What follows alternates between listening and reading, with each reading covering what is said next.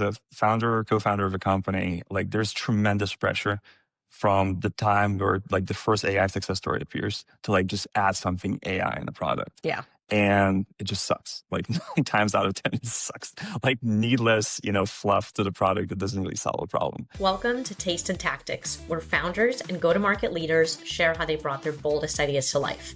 From concept to execution, we cover every step behind these iconic launches.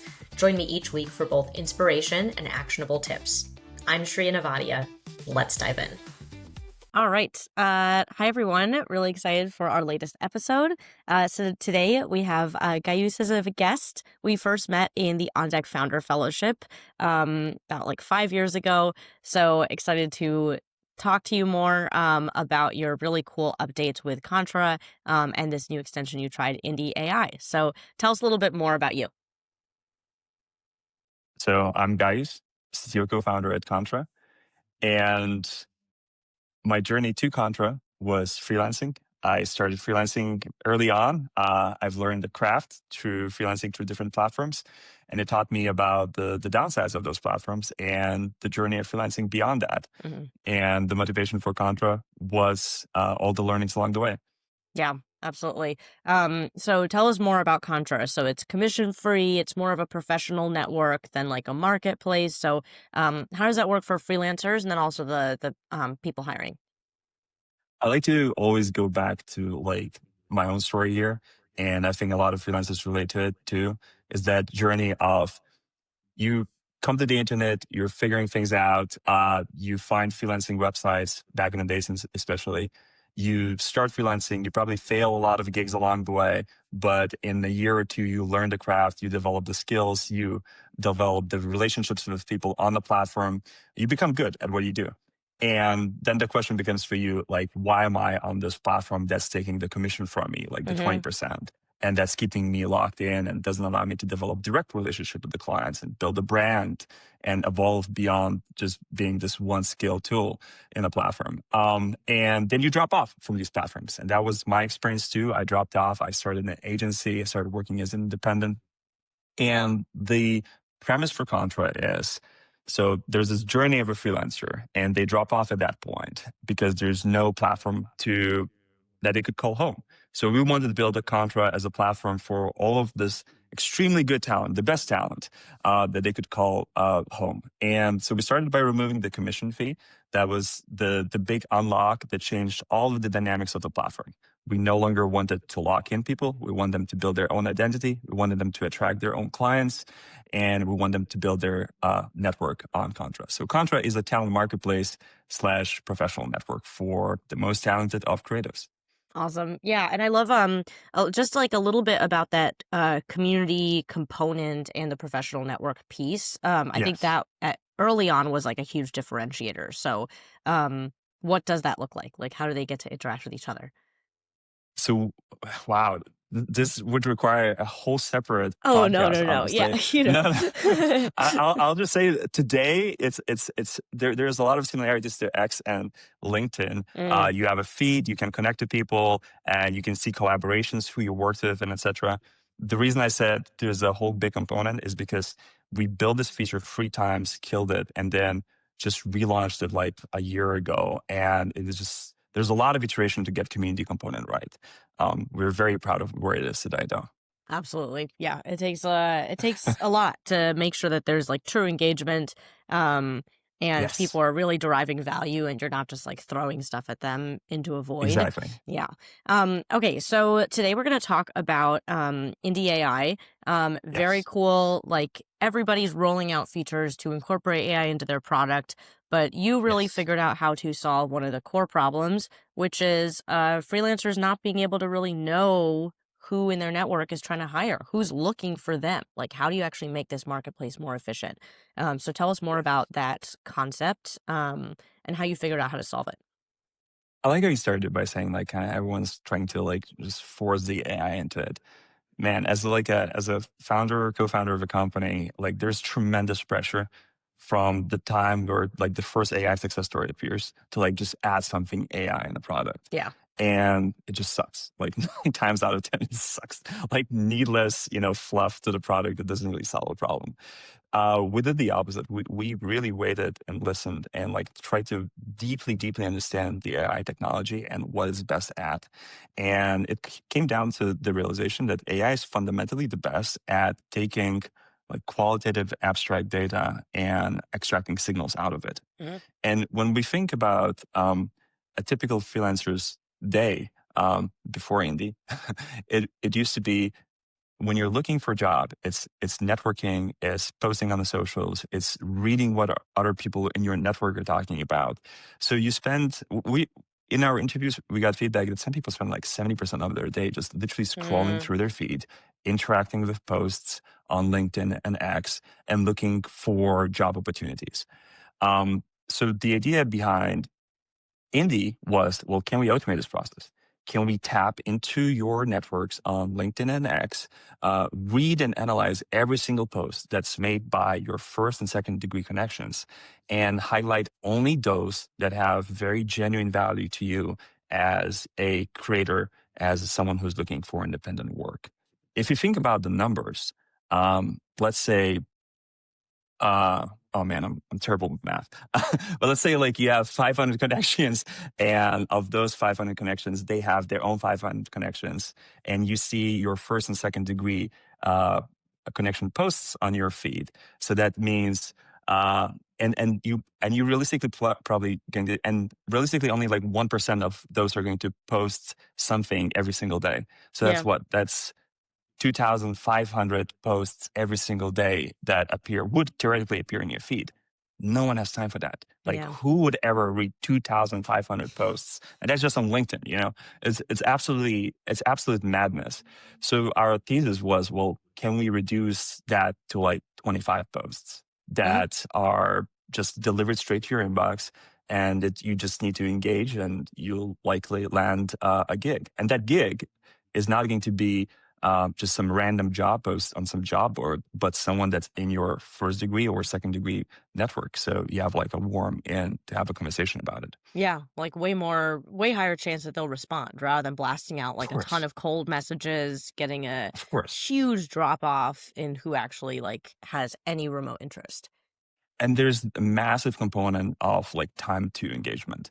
Like if you see a post and it's been like a week ago and there's like 30 comments on it, your chances of like scoring that gig are just not particularly high. If you're notified the moment that appeared on your feed and you're the first one to engage, we found a massive correlation to the time to engagement to success of conversions to jobs. So there's definitely value out there too. Yeah, I hadn't hired a freelancer myself until the past couple years. I was looking for kind of like a remote EA in India or the Philippines or Pakistan. I was looking for a producer for this podcast, and then I was actually looking for an AI tutor, and I got to be on the other side of it and see like people, once people found it late and they were LinkedIn messaging me, or they just wrote a comment, didn't say anything else. Like I hate when people just write me. You're like, come on, tell me something about you. Like, why would I book a call if you just go me? Like, yes, I can go to your profile and see that you're legit. But I think that's great on the other side too, because the hiring managers are like, you're actually finding things that are relevant instead of spamming them, especially with those first and second degree connections. You touched on the second degree of value prop here, which is like, so first of all, like before I say this, we were extremely anti AI slop. We never wanted to we'll automate a message and send to your client. But what we believe the AI is good, again, is just distilling like the elements to talk about. So we would look at your profile, we would look at the job, and we give you some hints of like, what are the things that you should highlight when you're talking to this person or writing a comment or sending a DM that would likely, increase your chances of converting. That's cool. Yeah. And it's like Shriya's background is in community. Like, talk about that. Exactly. Okay, so one question that I'm curious about is how did you decide to launch this under a different brand name? Why not Contra AI, Contra Network? Oh man. I think it just feels almost like a separate product in a way. And I feel like we thought of it almost as a separate product that like contributes back to Contra. And we also, the timing of everything like AI and everything, it just felt like a great time to experiment with things. Experiment with go-to-market, experiment with how we build the product. There's everything about Indy AI was pretty unusual in terms of how we do things. So I guess part of it is to set up an isolated environment for experimentation. Yeah, I think that's the main thing, honestly. Yeah, and maybe like, and you kind of protect it. Like if it didn't work, then you still have the Contra brand is preserved, perhaps. Yeah. Yeah, with all the years that you built it up. I don't think we were worried so much about the brand because like at the end of the day, what we're doing is we still believe that it's like aligned with our values. But if I had to take a step back of like why to do this, it's because Contra is like, it's a pretty massive product. Like it's like really massive if you dig into it. There's the marketplace component, there's a professional network component, and there's invoicing, there's project management. There's just so many layers that it's hard to introduce people to the product with a completely new value prop, especially if your objective here is to attract new audiences to the product. And part of this was for us, like, can we attract new people to Contra that never heard of Contra? So that was one of the reasons for separating it out into Indy.ai. Awesome. Yeah. Okay. So I want to talk about some of the interesting product features, and then we'll go into some of the cool marketing strategies that you used, Cool. like influencer marketing and product hunt. So the pieces of the product itself, you said that you built kind of like viral mechanisms into it. So what was that? What did that look like? So the viral mechanisms were is that we wanted, well, first of all, the product in itself is viral because the whole thesis is that you find you find opportunities that are not on Contra, you find them on LinkedIn, on X, and then you're going to approach those people and you're going to say like, I want to work with you. And where are you going to work? So you have to bring them Contra back. profile. Yeah. Here's my Contra profile. So the primary things that we experimented was if you're composing a message and you enter through our kind of like extension embedded button, then we would inject suggestions how to mention your Contra profile, how to like, what are the benefits of it, and so forth. So the whole thesis was that we're not going to like force you to do any of that, but like this is a reminder for you that you have a perfect setup to basically bring this client, and there's a referral fee included for you. So it's kind of like a multiple layers of win. You basically have set up environment for you to bring the client, and you're going to earn as a result of bringing this client into the product. Totally. And you said that you wanted to be like super anti-slop. How did you compose canned messages? How did you fight against that? No, never canned message. Always bullet points of like what you should say. Like you should mention your account, you should mention your relevance to this job, you should mention your rate, kind of things, but never pre-compose the entire message just because it goes back to like, okay, let's say Indy is extremely successful and everyone's posting messages with it. Like it's just going to look like slop.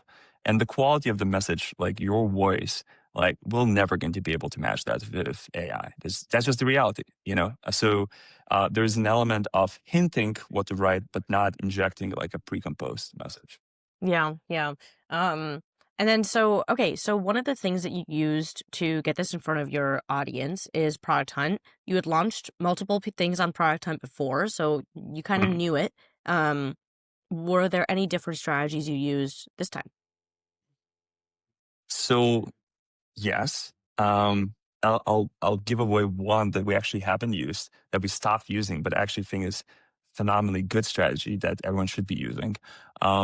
So the context here is that we used to, as a Contra in the early days, the first version of community, so to speak, we used to have a very big Slack for our users. And over time, as the community features became part of Contra, we got rid of the Slack. So that's why we didn't use it this time. But in the past, what we would do, we would write a small script that days leading to Product Hunt launch would message individually every single person in our Slack a message either from me, from my co-founder, or someone else on the team, with basically, hey, we're going to launch this thing. This is what it's going to do. This is your early preview, and this is where we would want to, work with you and like give you an early preview and so forth. That works phenomenally well for us. And a lot what we're doing today when we think about launches is like conceptually similar. It's about like figuring out how to warm up the conversations with the people that are most likely to take an action on the day of the launch. And if I had to divide that into multiple layers, one would be, for instance, we as a team had an all hands call where everyone on the call created, we had a Notion document, and everyone added one or two free whatever people from their social connections on Twitter or LinkedIn that on the day of the launch, they're going to, or the days leading to the launch, they're going to like message and say like, hey, this is what I've been working on for like the last couple of months. I'm very excited about it. Like we're going to be launching soon. I would really appreciate your support kind of on the day of the launch. So that's like a one exercise. Then we have our own insiders community in Contra that we would message them and inform them that, again, like same kind of thing, like this is what we're going to launch. This is an early preview for you. Part of the reason for doing this is to get early feedback. We want genuinely early feedback from people. Part of it is to get social proof because then we can use their quotes and whatnot. But the magic that happens is that when you include people early in the process, they feel bought in. And on the day off, when they see something that they recognize that they've been part of, like part of early testing, they're a lot more likely to engage. You can narrow down the signal. You can be smart about like who to bring into this early warm-up effort. Like for instance, you mentioned correctly that we had prior launches on Product Hunt.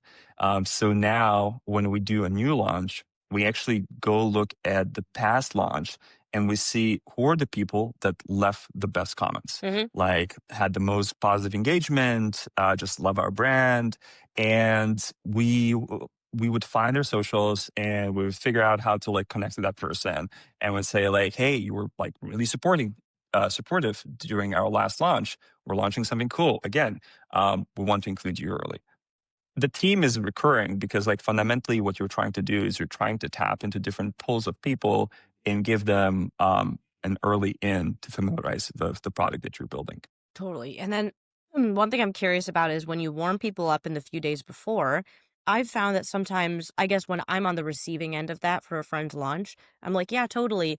And then 3 days later, like you've gone through all this other work, things like you're doing other things. How do you make sure that if they've said yes, you're like, do you hit them multiple times? Like, do you send them an email and a DM being like, reminder, we're up now? So in terms of the actual operation, like, yeah, it's probably just going to be like a DM or an email or whatever it is. But we're pretty good at tracking these efforts internally. There's a lot of spreadsheets, with kind of like multiple steps of follow up, a lot of Okay. Kanban boards and those kind of things. There's an owner assigned to each and every action. So you kind of like know who to nudge to, like, hey, you have like 5 people that you should be, talking to. The crazy thing is that like, these numbers are not astronomically high, but the momentum that you start the day with, what we learned, determines everything. Like if in the first hour you manage to get to the number 1 position, then kind of like the natural reaction happens of more people come to the landing page, they see the number 1 position, they're more curious, that's where they talk. If the comments are meaningful, and by meaningful, they talk about their experience and maybe suggest ways how to improve the product or the shortcomings of the product, then it starts a conversation about it. Whereas if the comments is like, yay, launch, it Cool, kind of, congrats. Yeah. It's like doesn't, cool, yeah, congrats, yeah. like it just doesn't drive conversation forward. So like internally, especially if it's people that are very close to us, we'll almost provide like a playbook of like, here are like thematically things that are great to drive the conversation forward. So those things really help. And then to the point of the engagement, when you launch and when people start commenting, it's extremely important to have a conversation with them. So our entire team, doesn't matter, engineers, designers, everyone, they will be in the Product Hunt comments, and they will engage every single user, and they'll, drive the conversation forward. Now, to be honest, I actually have no idea whether this is fundamentally what determines Product Hunt success or not. I know that in this particular launch, we, off the record, by someone on Product Hunt team, got a notification saying, like, you guys just crushed every record in terms of the number of comments That's that awesome. you received on like the first day. That was a cool recognition. And we ended up winning, I think, the product of the day and product of the week. Yeah. And then I think we looked, and you got like second of the month. Yeah. Yeah. I think we were competing against like an AI company or something. So, of course. It's like you don't know when like Anthropic or AI is going to drop something, or OpenAI is going to drop something on there. So second is like super, super high. Do you know a ballpark when you're saying that getting to number one in that first hour gets the ball rolling? Is that like 30 upvotes, like 5-10 comments? Like, just because like because these days it's been different each year, Yeah. I'd say, so I typically stay up until like a few hours past midnight. Yeah. And I'd say, I think like 40-ish is kind of like the line where like I say, okay, this is safe to go to sleep. I can just go to sleep now. And I'll wake up and it's going to be a success. Doesn't it drop at midnight? Like, do you try and get like your network in Asia to upvote Right. it? Yeah. So that's an important element I forgot to mention. We actually, so that spreadsheets and everything that, I mentioned, we do track people time zones because you want to engage them in such a way that creates that wave of engagement throughout the entire time. You don't want spikes, because it will just look unnatural. And so we do actually, our email chains and our notifications are based on the time zones of the people that we okay, so you are kind of like activating like Asia, then Europe, then East Coast, then West Coast. Yeah. Wow. Especially for the internal, because like, we as Contra, we have more than 1 million users, 1.5 million.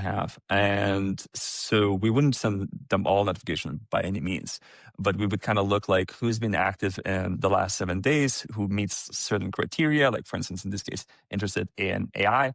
And then we would write like the email flows that are based on the time zone to like engage them on the day off, kind of reminder of like, we're live now.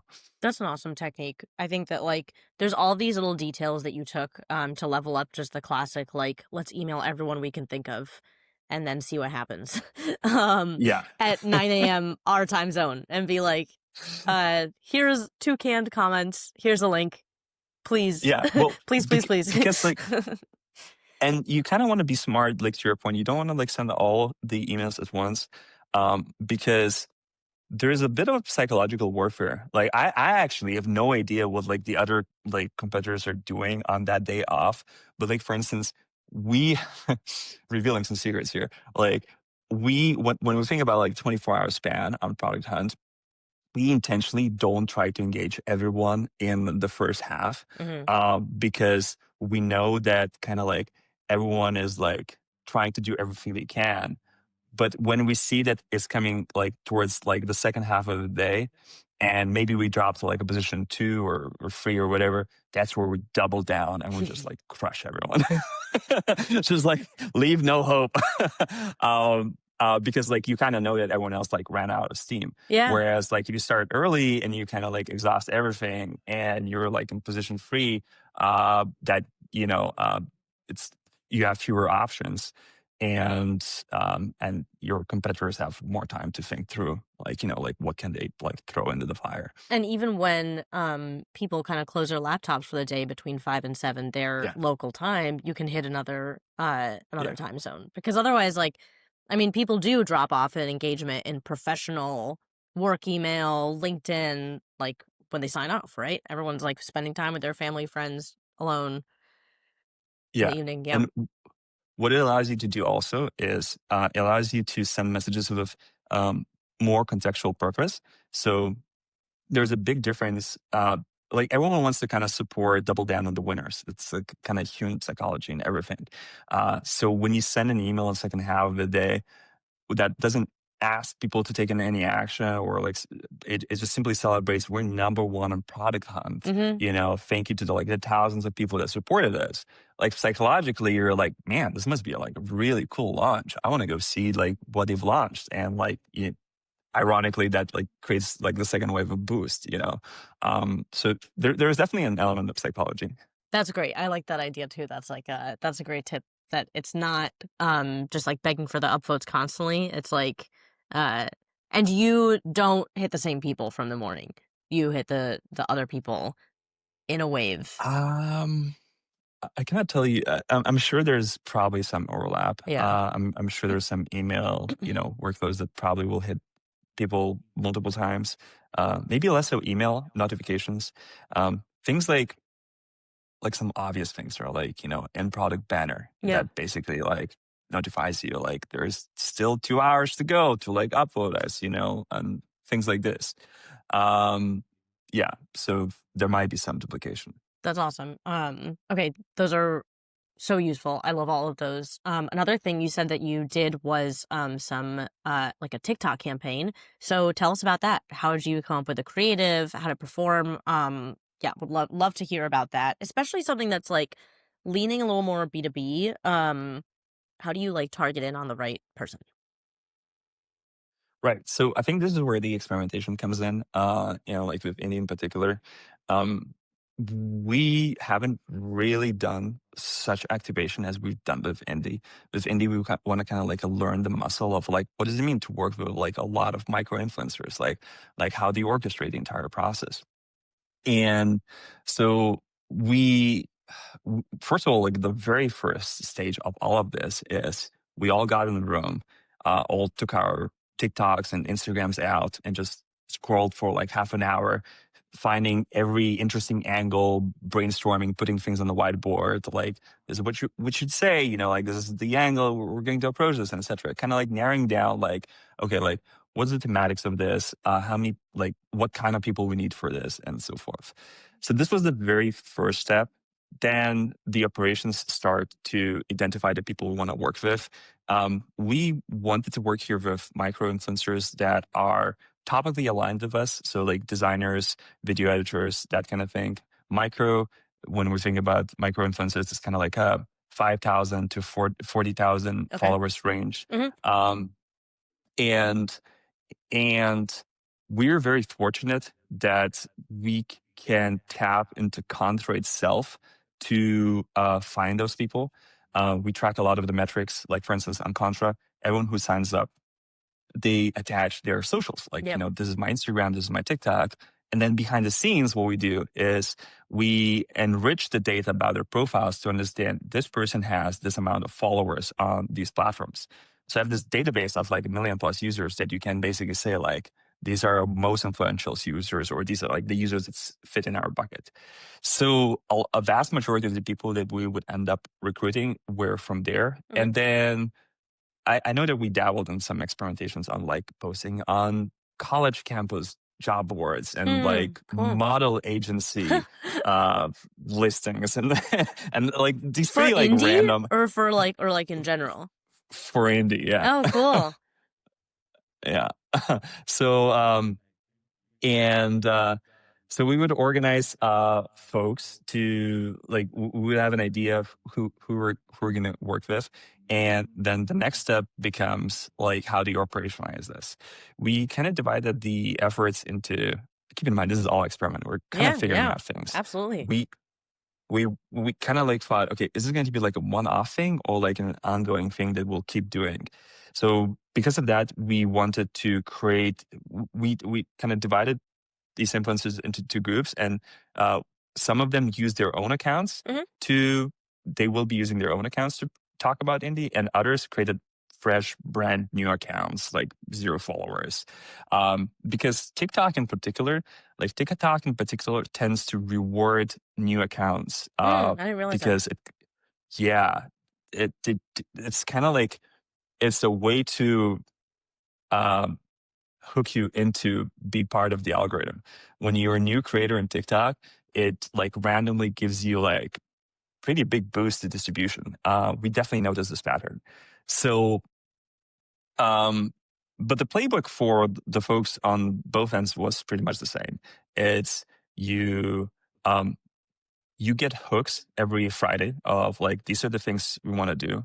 And before that, before like leading into the launch week, your task was like, these are thematically the things you should be talking at the moment, because we want the algorithm to warm up to like the things that are related to like the audience that we're targeting. Mhm. So they would start making, just genuinely useful videos about like, here's the tips, here's the tools, here's the like useful things that you should be looking into if you're looking for like freelancing gigs online.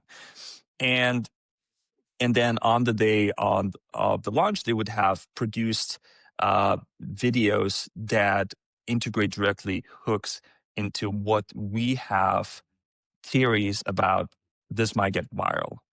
And the first hook that we did was a bit, oh man, what's the word to describe this here? Like dark future themed. Yeah. It was this like, the whole idea was that we're heading into this world where I guess in a way we are in this world where we have massive corporations who are treating humans as like disposable assets in many way, and you can just get fired on Friday afternoon with like a mass message to the entire company. And so the hook was, we're going to use AI to generate a boss of large corporation. I forgot what we called it. Some Make up very something. Yeah, corporate you like name. made up something. It- Yeah. yeah, some very, very corporate, futuristic name. And the message read something like, you're all our family. You're very all important to us, but unfortunately, today's your kind of like a final day. We know it's rough out there, but it's just like really dark. But the idea was that the person's recording this has this video. They're in this on group like Google Meet call, whatever, and on the right hand side they have Indie opened, and as this person is reading the script and saying like, we know it's hard out there and you might not find like a job or whatever, but your family, we care about you. The person on the right hand side constantly gets notifications of, we found new opportunity for you. And that got crazy viral. We got like something like 40 million plus views and Oh, that's in awesome. the next couple of weeks. Yeah, that was pretty cool. And then we started experimenting with more hooks. Kind of like the playbook is the same, but the idea is you come up with something that's kind of like a edgy hook that's likely to get a lot of distribution. And you go from there. Yeah. So for that specific fake firing one, did you post that like all on Contra accounts? Did you have the micro influencers make the same like structure too? Did you boost it with ads? Like, what would you say for something like that? Definitely not posting on Contra accounts. This is not aligned with our tone at all. Mm. This was supposed to be something that some creator or some office worker, posts on their personal account Friday afternoon. I'm trying to think of funny learnings from this. I think the funny learning for me was probably because you have the script, and if you think about the script that you give to people, it divides things into like the environment, like time of the day, location, like your kitchen, and like the camera, like behind your shoulder kind of thing. There's like a lot of these details. Be careful with things like time of the day, because a lot of these scripts said something like, this is afternoon and I'm getting this call from Google Meet and we're all getting fired. The entire company is getting fired, kind of like a thing. And then on a corner of their screen, you can see that it's like 5 p.m. for them or something, Yeah, So yeah. there's a misalignment between those two details. So like people will get called out, like people will call it out in comments. But funny enough, introducing that controversy or even like that debate about, is this a bait? Is this a rage bait? Is this a real thing? All those comments, they drive engagement, and algorithm freaking loves engagement. So it will reward you with more distribution. Now, the caveat to that is that despite seeming success, like 40 million plus views and etc. These videos don't really perform that well in terms of converting people to like actual users. They are great for kind of like awareness of indie. Like you meet sometimes people and you mention indie and they're like, oh, I think I've seen it somewhere. Or people will send you the videos and it's like, aren't you working on indie? Isn't this your product? You know, like those kind of things. Are they But in terms copying of, you and you're like, no, that's us? Yeah. yeah, that's nice, you know. But in terms of when we kind of like try to correlate the number of views on like in TikTok in particular to conversions of the on the product, and especially like successfully activated and successful on the platform, the numbers are like very mediocre. It's a fun experiment, but I don't think we would personally for this type of product go that path again. So, yeah, was this a paid ad or was it fully organic? How do you mean? Oh, like, did you pay to boost this video to get it in front of We more people? never, yeah, I think boosting really doesn't work. Oh, okay. Like, yeah, it's all completely organic. So did you not get a lot of like click-throughs or profile visitors, or it was just that it didn't attract like your exact target audience? So there's multiple layers. So first of all, it attracted a lot, and this is where like I try to avoid talking about kind of like what's the word, like the metrics that like feel great but like are actually not like Oh, yeah, important. vanity metrics. Vanity Yes, metrics, yes, right? yes. Like I try to avoid vanity metrics because like, did we get a lot of signups? Yes. Like, did a lot of people like try the product? Yes. Did they fundamentally like get the value of the product the way that we intended? Not really, like a lot of them. And part of this is because if you think about the world's composition, the audience composition, most people are not freelancers. Most people have full-time jobs. And when they saw this, I think the part that we failed to communicate through a lot of these hooks is that this is for like the gig work opportunities. I mean, at least we intended it to be for gig work. How people ended up using it is a different question, and we can talk about that later too. But a lot of the people that it attracted indie was just people seeking for full-time jobs. Yeah. They wanted to like tap into the network to find like who's hiring for full-time gigs. And even funnier, like, because this is a pretty novel idea, like the way that we build this product, like the ability to tap into all of your socials and filter everything that's going on there, using kind of these AI described rules. Yeah, the amount of crazy, unexpected questions I got from people, like, there's a real estate broker that's asking, like, can I identify like people like, you know, asking for a real estate broker. There's this person doing BD with solar asking, you know, Chino, by the way. Yeah, exactly. Yeah. Can I, you know, use this to find leads for my solar business? And so you kind of realize like you created something that might be really valuable for a lot of niche use cases, but that your messaging, at least the intended audience that you're targeting, is fairly diluted. And it may, and this is to the listeners, it may be actually a very successful product on its own. But for us, it's not necessarily a win because it's diluting the audience that we're trying to bring in the Contra. Like we're very focused squarely on creatives. So having full-time people on the platform is actually net negative for us because well, they're not going to be happy. You know, that's not what they're fundamentally looking for. Yeah. And then so this was a relatively recent launch, right? Like so like 6 months? Yeah. Or yeah. So what are you continuing among these like different go to market and marketing streams? And are you adding any other experiments in soon? On Indie specifically? Yeah. No, Indie kind of stayed in the background. Is it fair to say? I think it's pretty fair to say that we stopped investing, at least in the distribution of it. That said, because of the dynamics I've described, like kind of like it's finding a lot of niche use cases, there's a lot of people using it. I checked the numbers just yesterday in preparation for the podcast. There's 41,000 people using it today, which That's is awesome. pretty crazy number. And then I looked at the database and like how many posts we're analyzing. There's over 10 million posts every single day that we process for these people to identify opportunities. So it kind of like keeps compounding. And honestly, this podcast made me go back to our head of product and say like, hey, I want to like push this further. Like we need to figure out how to like make this work for our users. Yeah. So I started dumping a lot of ideas in the channel.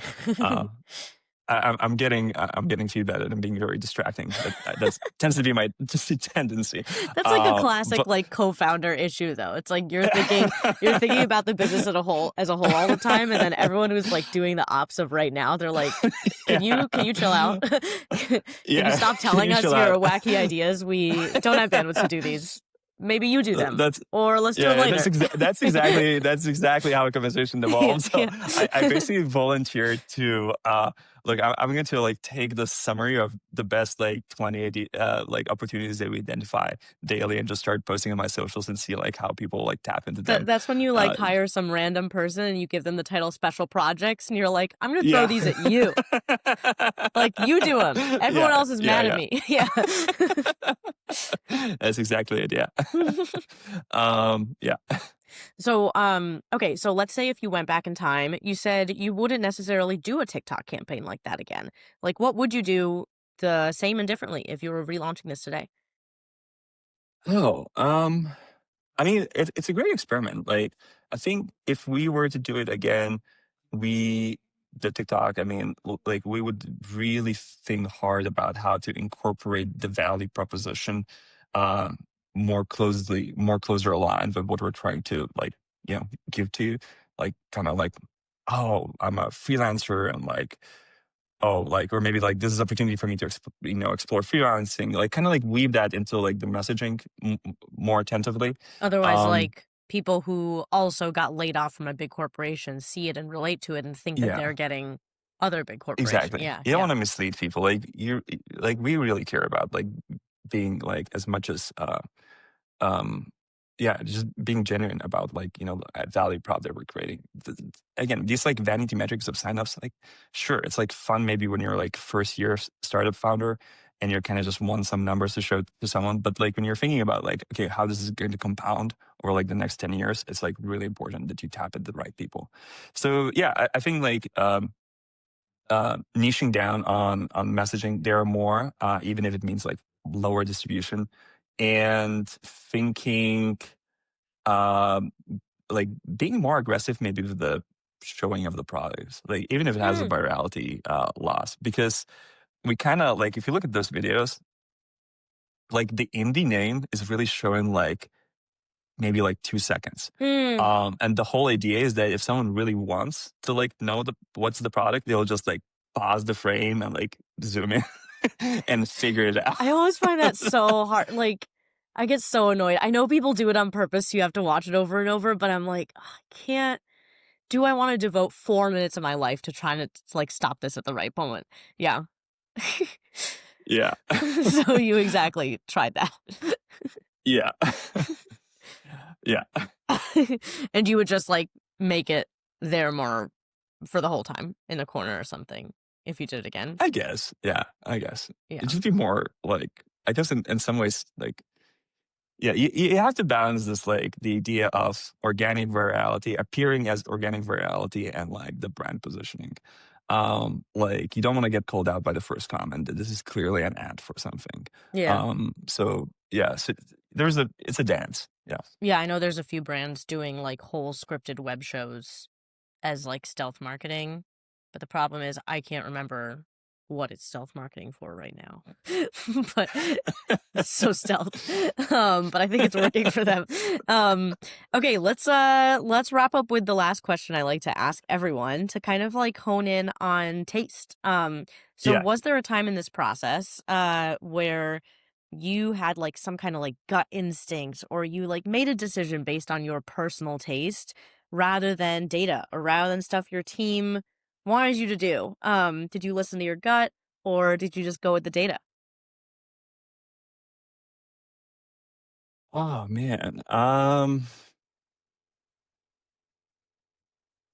think the honest answer is that Well, not even so much honest answer, just like reflecting on how we do things is like, uh, we're fairly good at collaborating and like identifying like alignment in the conversations. So it's pretty rare that like I would have an idea of something that we should do it that way, and it's a good idea, and I would not be able to convince others. Yeah, Like yeah. I cannot really think of like examples. I think the closest thing I can think of is like when you have fairly strong divide, but both sides are not like convinced of my gut feeling, to your point, is like this is going to happen this way.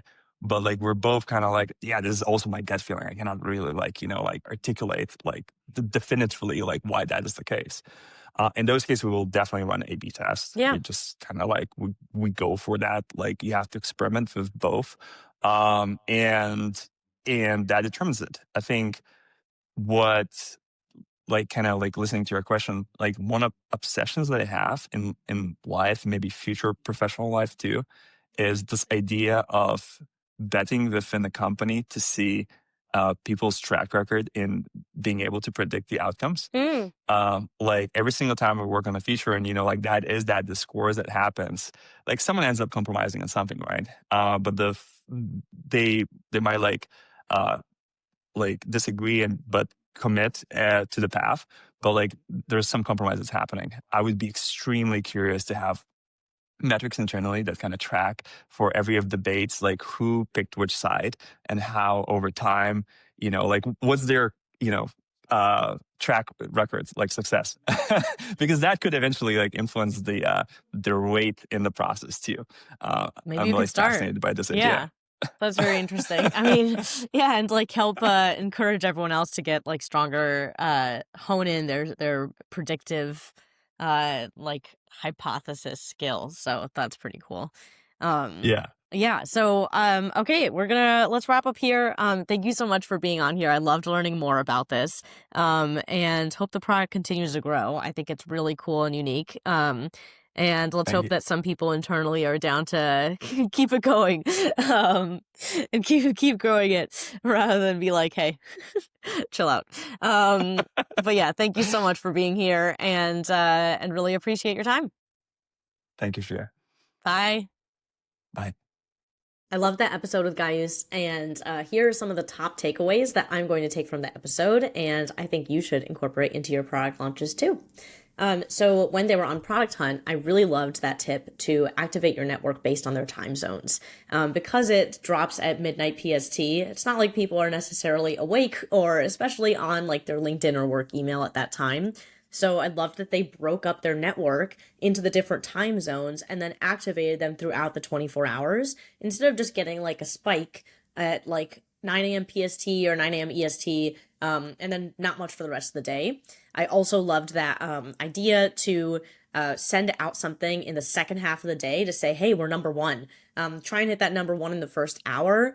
And then if you can maintain number one, you reactivate like a whole nother group of people in the second half of the day. So I thought that was really smart. Another thing is employee-led marketing is this huge trend. And I think it's really useful, especially because people are not really going to listen and they've kind of tuned out and learned to tune out company accounts on socials. And so tapping into your employees, people have personal networks, people who want to see them win. They have friends and family who are going to follow them and check things out and upvote. And even if they're not the exact target audience, that person's network, it's still a great way to get more eyes and more distribution and more brand recognition for your product. And then finally, the thing that I really thought was interesting about TikTok is that their premise, and then also the fact that the product was a little bit like stealthily incorporated, made it so that they got a bunch of irrelevant users, even though it was really high performing creative that it got a lot of views, like over 40 million. And so I think that was really useful and interesting to say like, hey, when you're creating this like fictional premise that is really compelling, like being laid off, and yet the product solving that immediate problem and getting them gigs, make sure that it actually aligns with exactly who you want to speak to rather than this adjacent group. So like people who are looking for full-time jobs rather than their actual core audience of freelancers. So I thought that was really useful to be thoughtful in the future when you're figuring out a TikTok that might perform really well in theory or for being captivating, but not necessarily for conversions. So thank you again, Gajus, for joining us. Taste and Tactics is available on every major podcast platform and at Taste and Tactics on LinkedIn, X, TikTok, and Instagram. Thank you to our producer, Simran Honda. See you next week.